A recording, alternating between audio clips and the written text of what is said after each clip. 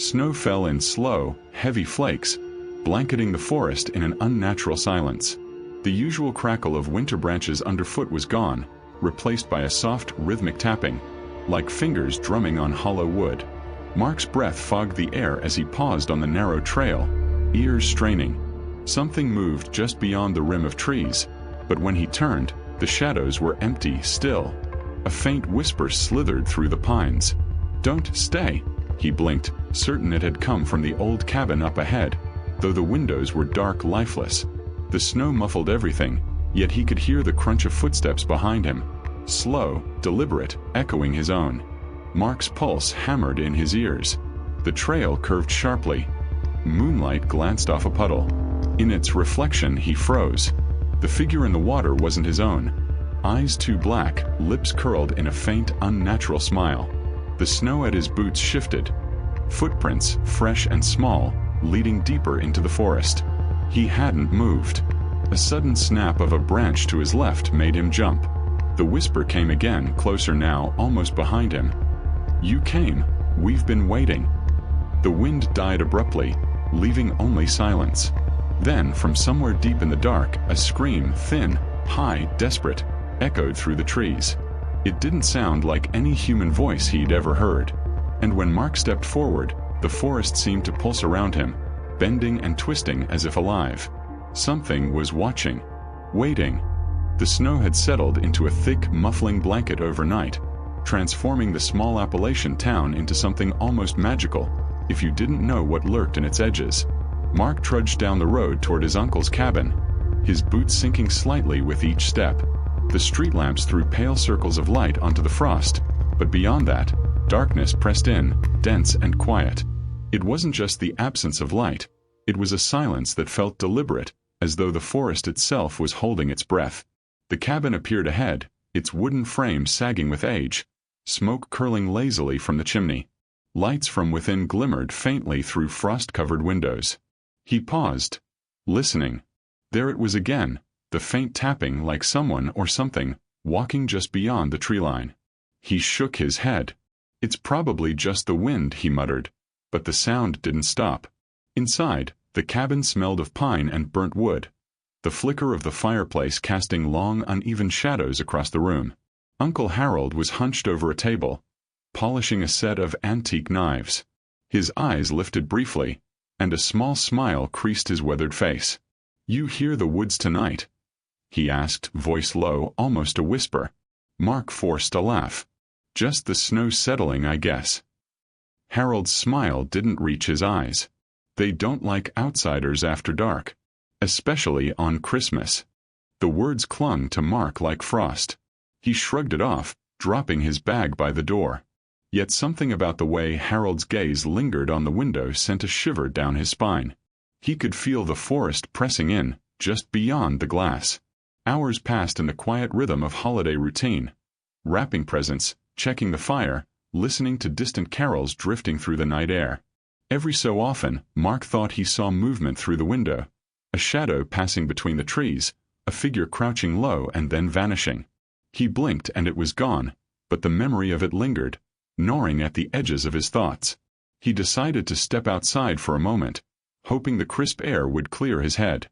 The snow crunched beneath his boots, a stark contrast to the unnatural quiet that surrounded him. He followed the narrow path leading toward the wood's edge, just far enough to feel the bite of the cold wind on his face. And then he saw it. A pair of eyes, pale and reflective, staring at him from the tree lane. They weren't the soft glow of a deer's gaze, nor the reflective shine of a fox. They were deliberate, intelligent, and unblinking. Mark froze. His breath hitched. He wanted to call out, to speak, but no sound came. The eyes disappeared behind the trees as quickly as they had appeared. A branch snapped nearby, and he flinched, spinning toward the cabin. But the path back seemed longer now, the snow stretching endlessly. The cabin, once close and welcoming, looked distant, almost alien. From the darkness, a whisper curled through the trees, carried by the wind but unmistakably human. "Mark!" His heart slammed against his chest. He hadn't told anyone he was coming tonight. How did it know his name? A sudden gust of wind slammed the cabin door shut behind him. He jumped, reaching for the handle, but the door refused to budge. The whispers grew louder, overlapping, urgent, almost frantic. Mark's mind raced, grasping for reason, for any explanation that didn't involve the impossible. Then came a laugh, low, hollow, echoing from somewhere deep in the forest. Not a laugh of joy, but a sound that vibrated in his chest, chilling him to the bone. It was as if the woods themselves were mocking him, reminding him that he was alone. He stumbled back, heart hammering, and for the first time, truly saw the forest for what it was. A living, breathing entity, patient and hungry. The snow-covered trees stretched upward like dark sentinels, their branches clawing at the sky. Shadows pooled and shifted, forming shapes that seemed almost human. Mark turned to run, but his boots sank into the snow. The trail he had followed so confidently had vanished, replaced by uneven drifts that swallowed his footprints almost immediately. Panic clawed at his chest. He could feel it, the presence growing closer, circling, waiting for him to falter. And then, just as suddenly as it had begun, everything went quiet. Too quiet. Mark's gaze darted through the trees, every shadow seeming alive, every whisper magnified in his mind. He wanted to convince himself he was imagining it, that the stories he'd laughed off earlier were just that, stories. But deep down he knew. The forest wasn't waiting for him to leave. It was waiting for him to notice. A single, sharp snap of a branch behind him made him whirl around. Empty snow, empty path. But the fear clung to him, a living thing curling into his chest, whispering one word over and over, alone. And for the first time Mark realized, he was. The forest didn't feel like it had borders anymore. Every direction Mark looked, snow-laden pines stretched endlessly, their branches interlacing into skeletal arches that seemed to sway even when the wind was still. His feet sank deeper into the snow, the trail he had once followed completely erased. And then he heard it again, the tapping, soft at first, then deliberate, moving around him in ways that made no sense. He stopped, his chest heaving. Every instinct screamed to run, but the forest refused to offer a clear path. Footsteps echoed, faint and out of rhythm with his own. A shadow passed just beyond a cluster of birches, human-shaped yet distorted, too tall, too thin. Mark blinked. It was gone, but the feeling of being watched only grew, pressing on his mind like a weight. The whispers returned, overlapping, insistent. He thought he recognized the voices, snippets of his name, fragments of memories he hadn't shared. They weren't in any human tongue he knew, yet every word struck with personal familiarity. He stumbled through the snow toward the faint glow of a distant cabin, only to find the structure collapsed, or maybe never there at all. The forest had twisted, reshaped itself around him. Panic clawed at his chest. Mark sank to his knees, shaking his head. I'm losing it. I just need to find shelter. He glanced around and caught sight of something sticking out from beneath the snow, a small leather-bound journal, edges weathered and darkened. Kneeling, he brushed away the snow. The pages were filled with hurried scrawls, almost unreadable, but the message was clear. They wait. They remember. Every year they choose. Alone you cannot leave. A sudden memory flashed, unbidden. The stories Uncle Harold had told, whispered when Mark was younger. He had dismissed them as old folk tales, warnings for children, nothing more. But each sentence in the journal seemed to confirm that what haunted these woods had history, memory, purpose. Mark flipped through more pages, eyes widening. Names, dates, times of disappearances. All on Christmas Eve. Townsfolk who had ventured into the forest alone, never returned. Sketches of tall, elongated figures, faces blank yet eyes dark and reflective, always observing. A voice spoke behind him, low, deliberate, almost amused. You read their names. He spun around, heart hammering. No one. Only the pines swaying, silent. They know you now, the voice whispered again, closer. This time there was a shiver in the air, a movement in the snow, like a shadow gliding along the surface. Mark stumbled backward, pressing himself against a tree. The journal slipped from his hands. The pages opened to a drawing he hadn't seen before, a figure, humanoid but impossible, leaning over a child curled in the snow. Its face was featureless, a black void. Next to it, written in smudged ink, "The Chosen cannot leave." Mark's mind raced.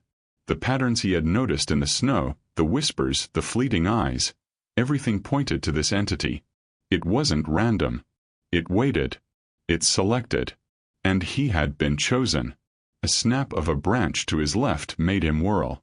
There, barely visible, a figure stood among the trees. Tall, impossibly thin, its eyes reflective like icy mirrors. It didn't move like a human. Its limbs bent unnaturally. And it smiled, or at least, the shadow of a smile curled across its face. Mark swallowed hard. What are you?" he whispered. The words were barely audible, lost in the crunch of snow under its steps. No answer, only a whisper carried by the wind. "You came, you belong." He ran, reckless, stumbling over roots and rocks hidden beneath the snow. The forest shifted, or maybe he had simply lost orientation. Every turn seemed to loop back to the same clearing where he had found the journal. Shadows stretched along the ground, forming shapes that mimicked his movements, always just out of reach. Mark's mind began to fracture under the weight of uncertainty. The journal, the drawings, the whispers, all blending into a single overwhelming realization. There was no escape. He remembered snippets of conversations from locals when he had asked about the forest in daylight. "They vanish," one old man had said, voice shaking. "Every year someone walks in alone, and the forest claims them." Mark tried to dismiss it, but the patterns were undeniable now. The snow, the shadows, the shapes in the corners of his vision, they weren't natural. And they weren't harmless. Hours, or maybe minutes, passed in a blur. Time had lost meaning. The forest seemed endless, the snow never-ending, the whispers constant. Mark stumbled into a clearing and froze. Footprints, small, delicate, circled him in the snow. They didn't belong to any animal he knew. They stopped abruptly, forming a ring. And in the center, the journal lay open, pages fluttering despite the still air. He bent to pick it up, but a hand, thin, pale, impossibly long, grabbed his wrist. He yelped, trying to pull free, but the grip was icy, inhuman. "You shouldn't be here," the voice said, close enough that he could feel the breath against his ear. I didn't mean to," he stammered. "They choose. You came, you belong." Mark tore free and ran blindly, but the forest had changed. Trees leaned inward, paths twisted unnaturally. Snow muffled his own steps but amplified the tapping behind him. Every glance over his shoulder revealed another figure. Then two, then more, thin, faceless, waiting. He stumbled across a frozen creek, breaking through the fragile ice. Cold water surged up to his knees, but he didn't stop. The whispers grew louder, overlapping, repeating his name over and over. "Mark! Mark! Mark!" The wind carried faint echoes of laughter, not playful but cruel.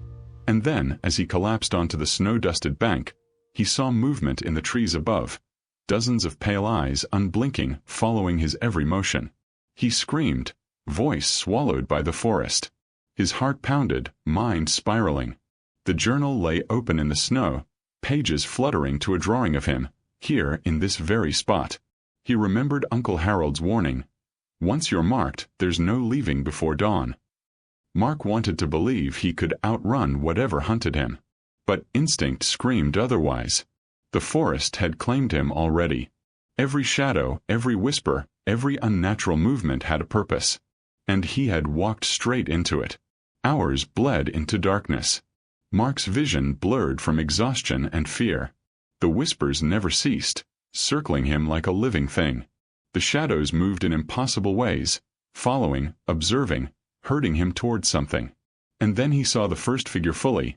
Humanoid, impossibly thin, limbs bending at wrong angles, face featureless but eyes reflecting every fear he had ever held.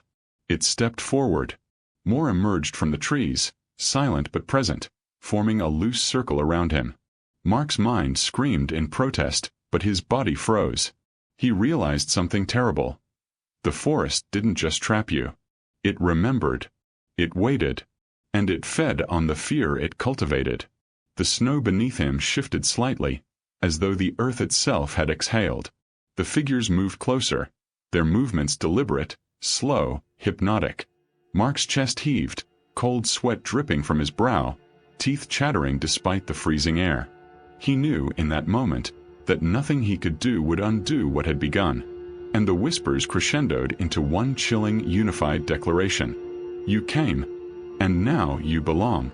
Mark fell backward into the snow, eyes wide, heart hammering. The figures circled tighter, their reflectionless faces leaning in, and for the first time he understood the forest was alive. Not with trees, not with snow, but with hunger, patience, and inevitability. Alone in the white silence, surrounded by shadows, Mark's scream was swallowed by the forest. Mark's lungs burned with each ragged breath as he stumbled through the snow, but the forest no longer allowed him to run. The trail had vanished entirely, replaced by twisted paths that looped impossibly back on themselves. Every tree looked identical, pale, skeletal, their branches arcing like skeletal fingers reaching for the sky.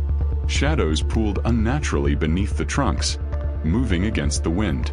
He froze at a sound, a soft crunch, deliberate, circling him. He spun in every direction, but there was nothing visible. Yet he felt it, the unmistakable presence of eyes watching, unblinking. The whisper returned, faint at first, then growing louder with each heartbeat. "Mark, Mark, you belong." Panic gripped him, icy and suffocating. He tried to run again, but his boots sank deeper into the snow, as though the forest itself resisted his escape. Then he saw movement. Tall, thin figures stepping out from between the trees, their limbs bending in ways that shouldn't be possible. Their faces were blank voids, yet Mark felt their gaze drill into his skull. He stumbled backward, hitting a tree trunk. "No, no, I'm not yours," he shouted, voice raw, cracking. But the figures didn't advance. They only watched, tilting their featureless heads, patient, deliberate. A whisper echoed again, this time from all around. "The chosen cannot leave." Mark's mind spun, disoriented. He remembered the journal, the drawings of previous victims, frozen in terror, alone and trapped. And then he realized he was not looking at the forest. He was inside it. The forest was inside him. Every shadow, every breath of wind, every unnatural shift of snow was a pulse of its hunger, a deliberate threading into his fear. He turned in a circle. More figures emerged, dozens now, silent but impossibly close, forming a ring that seemed to bend reality itself. His reflection in a frozen puddle showed a stranger, eyes too dark, mouth slightly twisted. His own terror reflected back at him as if the forest had stolen a piece of his identity. "Leave me alone," he screamed, fists pounding the snow. The figures tilted their heads, as if amused. One stepped forward, closer, and Mark's stomach turned. Its face, though blank, emitted a faint glow, reflecting everything he feared. The snow shifted beneath him. Footprints formed around his feet, small, delicate, moving in patterns he could not comprehend. He stumbled, trying to flee, but the forest refused to obey physics or logic. The trees bent inward, the shadows lengthened unnaturally, paths twisted, looping impossibly. He was trapped in a labyrinth of snow and wood, surrounded by the hungry, silent witnesses. A whisper hissed near his ear. "You can't escape. You never could." Mark tried to rationalize. "It's not real. It's a hallucination. It's cold." But the crunch of the snow, the voices, the eerie stillness screamed otherwise. He could see glimpses of past victims. Shadowy forms curled in snowbanks, eyes wide with frozen terror, their voices thin whispers repeating the same words. "We belong." The figures moved in closer. Mark stumbled, falling onto his hands and knees. The snow was deeper here, a powdery trap, swallowing him inch by inch. The wind picked up, carrying the voices of the forest. Distant cries, laughter, and names whispered, one after another, all calling for him. Mark crawled toward a faint glow he thought he saw. Maybe a cabin? Maybe a clearing. But the forest contorted, trees bending, shadows twisting. When he reached the spot, it was a mirror of where he had fallen moments before, but empty, silent. The glow was gone. "Stop, please," he yelled, voice hoarse. He pressed himself against a tree, listening to the snow crunching closer. Then he heard a voice, sharp, distinct and human-like, cutting through the chaos. They choose. You can't fight them. Mark's eyes darted. The voice came from a figure half hidden in the shadows, thinner than the rest, face slightly more human, though eyes still reflective voids. "Who are you?" he demanded. "I am." The figure paused, tilting its head unnaturally. The warning. The forest remembers. Mark tried to back away, but the figure's presence seemed to warp the space around him. Time felt fluid, stretching and snapping, moments drawn into eternity. The other figures moved closer in synchronized silent steps, their blank faces reflecting his deepest fears. A sudden scream pierced the night. Mark spun, looking for the source, and saw glimpses of other victims. Fleeting shadows tangled in snow and trees. Their mouths opened, silent screams stretching in frozen arcs. And in the same instant, the ground shifted beneath him, sending him tumbling into a shallow ditch. The forest seemed to breathe around him. Wind howling, snow rising in small spirals, shadows twisting into humanoid forms. Mark's vision blurred. He tried to stand, tried to run, but every step he took was mirrored by something behind him, moving faster than he could perceive. The whispers overlapped, repeating names, memories, fears. Mark, Mark, Mark. A hand, or something that passed for a hand, clamped around his shoulder. He spun, and a figure loomed above him. Its face, featureless, reflected nothing, yet he could feel it inside his mind. A whisper. "You came, now you belong." Mark clawed at the snow, trying to break free. The forest seemed to pulse with his struggle. He looked up and realized the trees were bending toward him, shadows pooling like liquid, swallowing light. The snow beneath him shifted, revealing dozens of faint footprints, all circling, moving toward a single point. And he understood.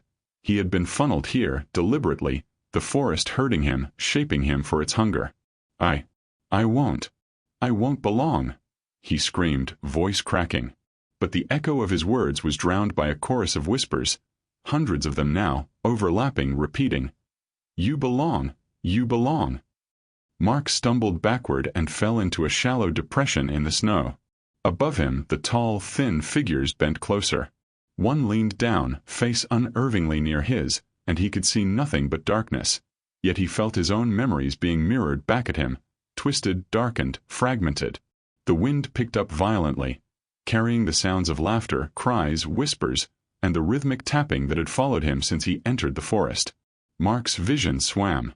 The trees stretched upward impossibly, shadows elongating, figures merging with the darkness. Time itself seemed to unravel.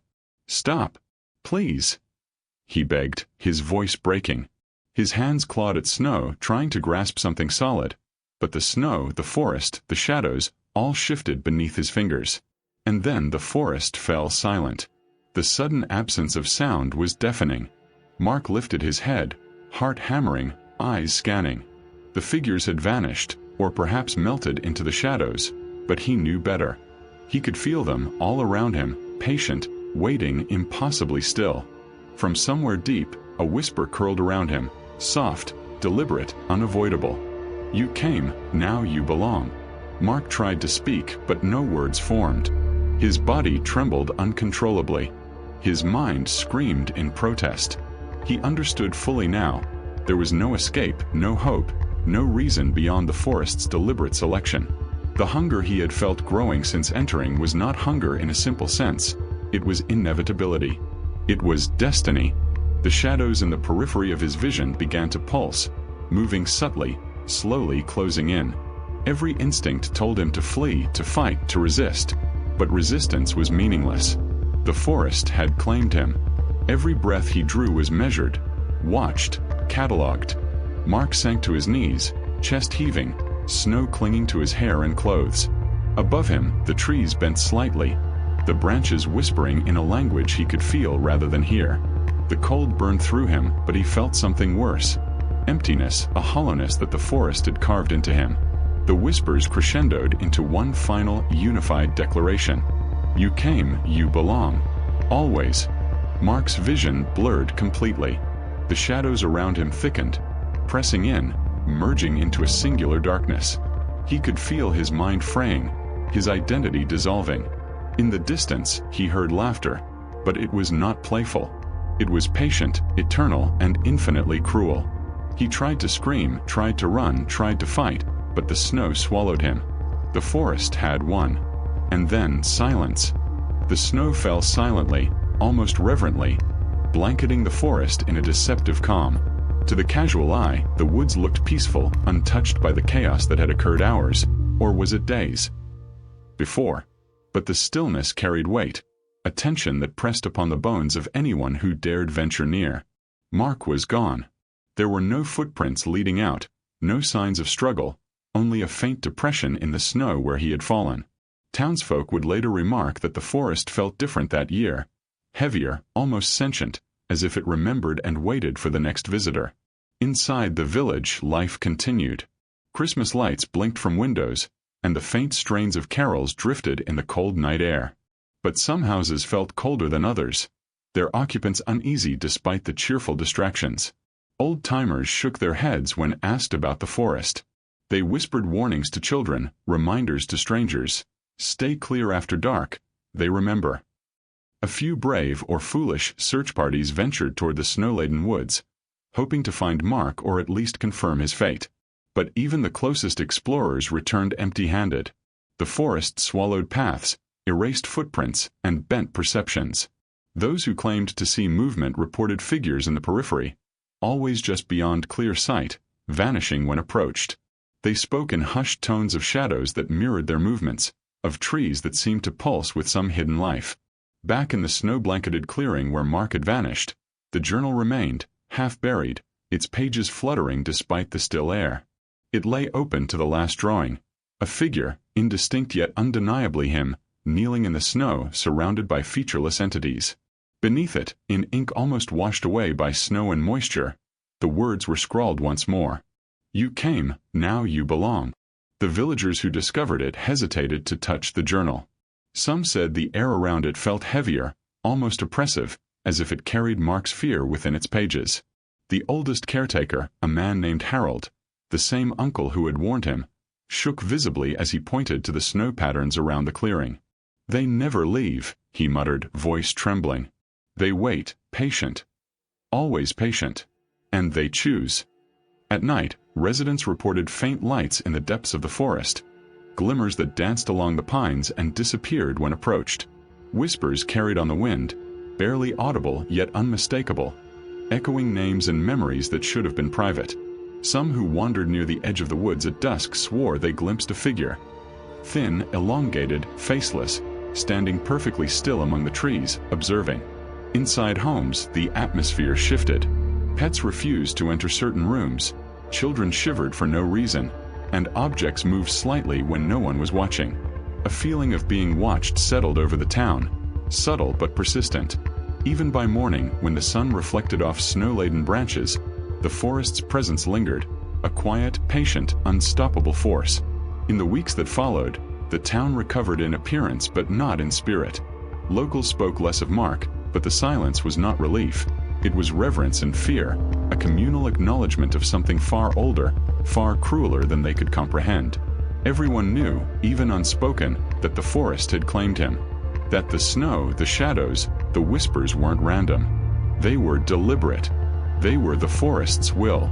Some nights, when the wind moaned through the mountains, villagers swore they could hear a faint scraping in the distance. Footsteps on snow, but slower, deliberate, patient. Those who had wandered too close described a feeling of being measured, catalogued, as though some unseen presence was learning, remembering, ensuring the forest's hunger would continue. And in the coldest, quietest nights, when the snow fell in perfect silence, there were whispers that seemed to drift into the town itself. Names carried on the wind, each one followed by a pause too long to be natural. Mark. The word would vanish before any voice could respond. But the echo remained in the mind, in the chest, in the bones. For anyone who had felt it, the effect was subtle but irreversible. A knowledge that something beyond comprehension had taken someone and that it would not stop, would not relent. That the forest was patient and eternal, and those it claimed were never truly gone. Families closed windows, locked doors, and huddled by fires. Some swore they felt eyes on them in the reflection of glass, shadows moving just out of sight. Every so often, an object would shift on its own. A pine cone moved from table to floor, a chair angled slightly wrong, a faint pattern in snow outside that suggested someone had been standing there watching. For weeks, nights were punctuated with distant, untraceable noises. The faint crunch of snow, the whisper of fabric, a long, drawn-out sigh. The villagers avoided the forest entirely, even for hunting or foraging. Children dared not play near its edge. Adults spoke in terse sentences, never elaborating, leaving the young to fill in their own terror. Some of the braver townsfolk attempted expeditions into the forest, determined to confirm Mark's fate. None returned with anything conclusive. Only one old man, with eyes glazed and trembling hands, claimed he saw a figure kneeling in the snow, surrounded by elongated shadows. He said it turned its head toward him, and he felt its gaze pierce his mind. No words came, but the thought was clear. You belong next. Mark's absence became part of the town's fabric, a chilling reminder embedded in the landscape. On every Christmas Eve after, lights burned brighter in homes near the forest, candles flickered longer, and doors were double-locked. But nothing could undo the truth. The forest waited, patient, inevitable and eternal. And though the snow eventually melted, and the path seemed clearer in spring, the stories persisted. Visitors were warned, children reminded, neighbors whispered in hushed tones. Do not go alone. Do not wander after dark. The forest remembers. The chosen cannot leave. Late at night, if one listened closely, even in the village, the whispers could be heard. Soft, repetitive, unavoidable. Names called on the wind. And somewhere in the depths of the forest, among the shadows and the skeletal trees, Mark's presence lingered. Not alive, not dead, but part of the forest's memory, its hunger, its inevitability. The forest had won. And yet it waited for the next one.